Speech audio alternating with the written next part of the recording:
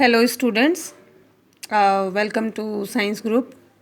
आज से आपकी +1 की फ़िज़िक्स की क्लास स्टार्ट हो रही है। तो कुछ बेसिक तो अभी इसमें नहीं, लेकिन जो मेन टॉपिक्स हैं आपके वो हम इन वीडियोस के द्वारा कवर करेंगे। अगर आपको कोई बुक अरेंज होती है तो आसपास से लेकर उससे ज़रूर रेफरेंस से स्टडी करें। अदरवाइज़ इन टॉपिक को समझने के लिए बार बार इस वीडियो को देखें। मैं पूरा बिल्कुल बेसिक से चलूँगी। मैथमेटिकल कॉन्सेप्ट जो भी हमारा साथ साथ आएगा उसको हम साथ साथ कवर करेंगे। आज का हमारा टॉपिक है फिज़िकल क्वांटिटी एंड यूनिट्स। ये आपकी फ़िज़िक्स की क्लास है। तो सबसे पहले हमें पता होना चाहिए फ़िज़िक्स एक्चुअली होती क्या है। फ़िज़िक्स को हम हिंदी में बोलते हैं भौतिकी, यानी कि नेचुरल फ़िलॉसफी। तो फ़िज़िक्स का संबंध होता है डायरेक्ट किससे? नेचर से। हमारे सराउंडिंग में जो भी फिनोमिनन्स एग्जिस्ट करती हैं, like formation of days and night, blowing of air, wind, you can से, टेम्परेचर का डिफरेंस, ग्रेविटेशनल फोर्सेस की जो एक्टिविटीज़ होती हैं, जितनी भी फिनोमिनन एग्जिस्ट करती हैं physically, they are belongs to the nature, और जो नेचर लॉज के अंडर फॉलो होती हैं वो सब हम पढ़ेंगे फिजिक्स के अंदर। तो फिजिक्स क्या है? A branch of science which deals with the nature and natural phenomena, यानी कि प्रकृति में जितनी भी फिनोमिना होती है, जितनी भी घटनाएं होती हैं, उन सब को हम स्टडी करेंगे फिजिक्स में। और ब्रांच ऑफ साइंस है ये।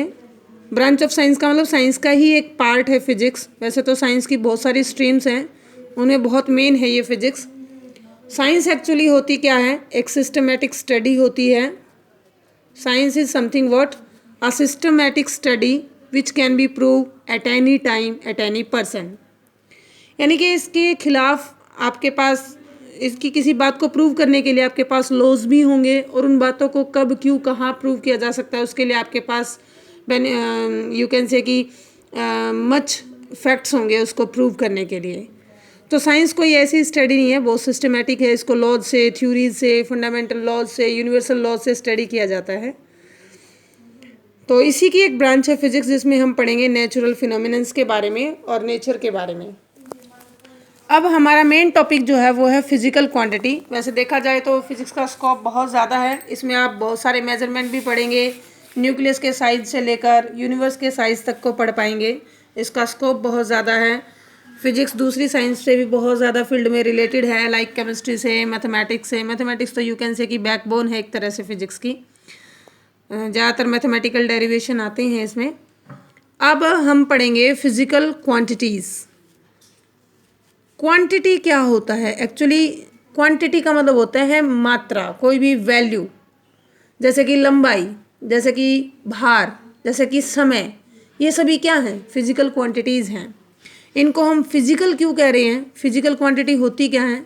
वो क्वांटिटी जिनको हम मेज़र कर पाएँ, which can be measured directly और indirectly by laws of physics और नेचुरल लॉज ऑफ साइंस। तो physical quantities are those quantity which can be measured directly और इनडायरेक्टली बाय लॉज। और यू कैन से कि कोई भी मेथड आप इसमें अडोप्ट कर सकते हैं। डायरेक्ट भी मेथड अडोप्ट कर सकते हैं, इनडायरेक्ट मेथड भी अडोप्ट कर सकते हैं। जैसे डायरेक्ट मेथड क्या है? लंबाई का मापने का, कोई इंची टेप लो, स्केल लो और लेंथ को माप लो।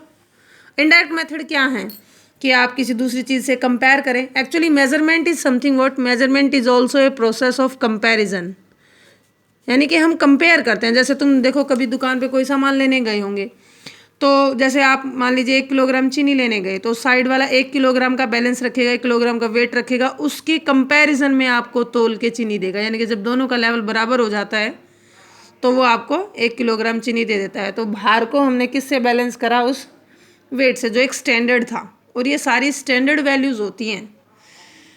तो यहाँ पर हम करेक्टनेस की बात करेंगे, स्टैंडर्ड वैल्यूज़ की बात करेंगे। ये नहीं ऐसे ही एस्टीमेट लगा दिया कि ये चीज़ इतनी होगी, नहीं।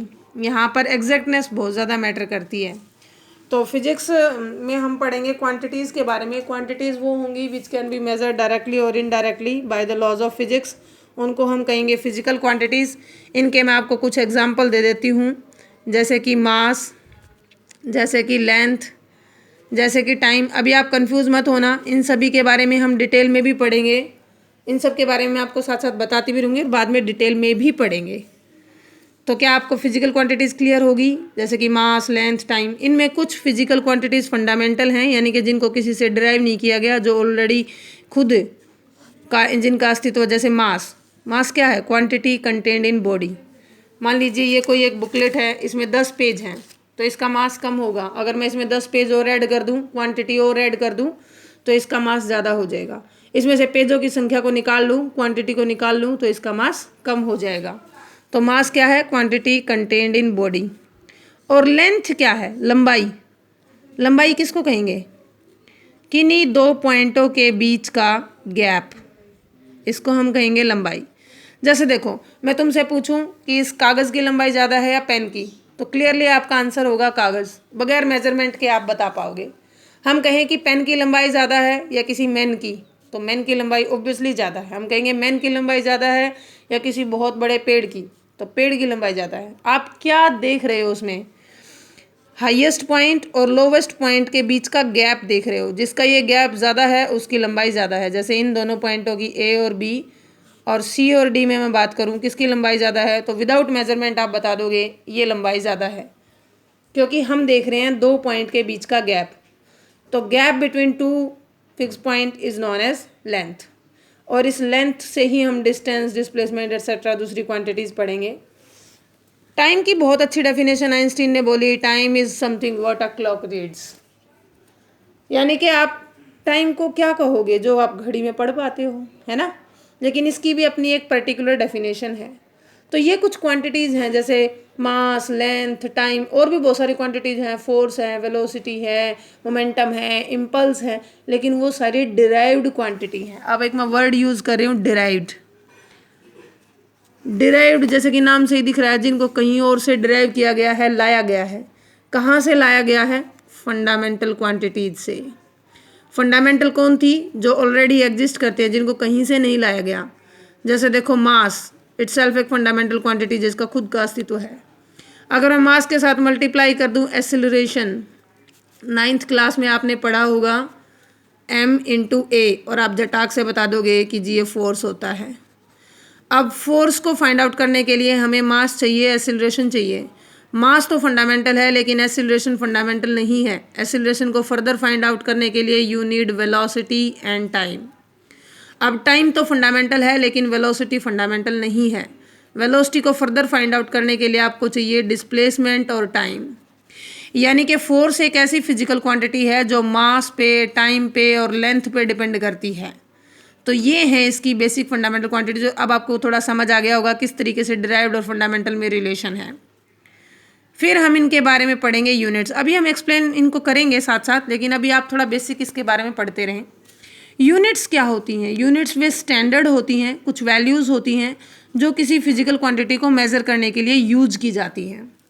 और ये जो स्टैंडर्ड होते हैं, ये उसी नेचर के होते हैं जिस नेचर की फिजिकल क्वांटिटी होती है। जैसे मैं कहूँ कि आपको 2 मीटर, तो आपको बिल्कुल क्लियरली अंडरस्टूड होगा we are going to tell about length.